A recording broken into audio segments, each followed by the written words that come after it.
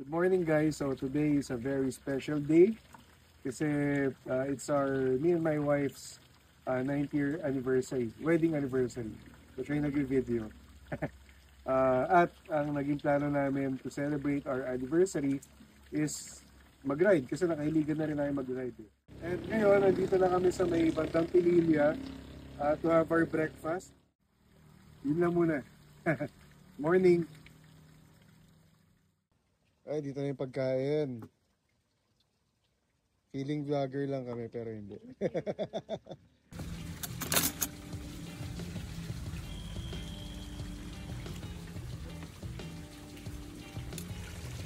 Coffee.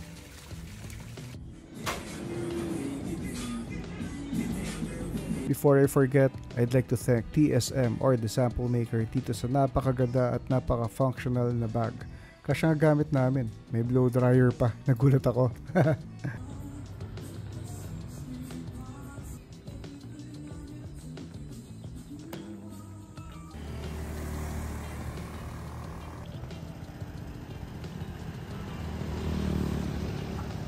Dito na kami sa Kaliraya. Sobrang ganda ng spot mag-picture dito.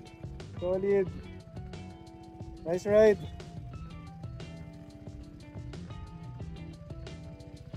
Tingin ka dito. Tingin ka.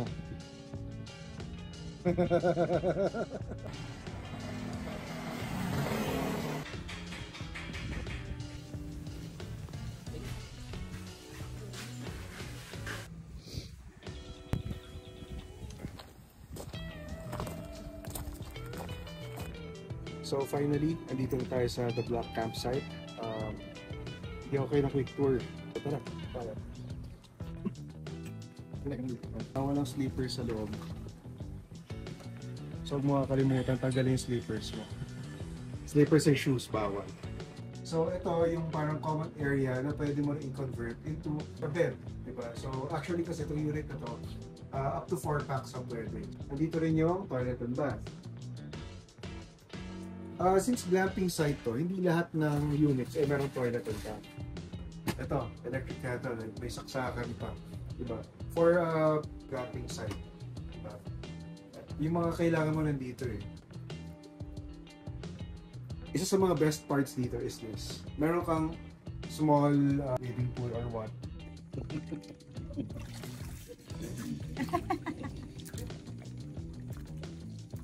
Kung nakikita nyo yung taas na yan, yung parang net, pwede ka actually umupo dyan eh.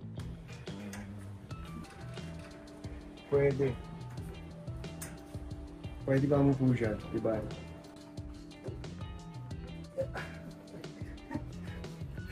Ingat ka lang kasi mababa, diba? Andito na yung pinaka-sleeping area, tapos ito, yung parang net ulit. Since glamping nga, hindi lahat may aircon. So dito, merong split type aircon. Actually, may fee yan kung gagamit ka ng electricity. Gusto namin convenience for today. So, aircon kami.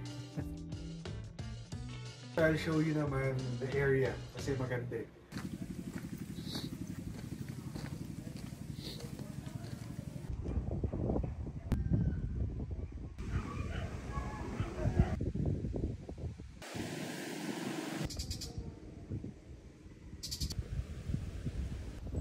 Ganda dito! Ganda ng facilities!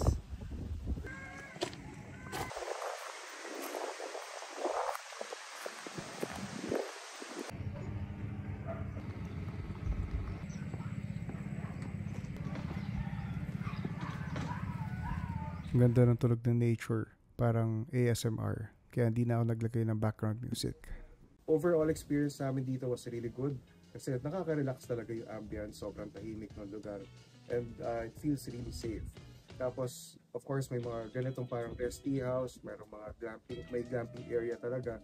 So, kung gusto nyo bumisita dito, okay to for friends. You can also bring your families. And the best thing here is yung lugar is pet friendly. So yun guys, thank you for watching. If you like to check this place out, you can check them sa Facebook and sa Airbnb page nila. Tapos also don't forget to like and subscribe sa Gala Malaya Facebook, Instagram, TikTok, and YouTube for more Gala Malaya adventures. So maambon na eh. Tara, lisa tayo.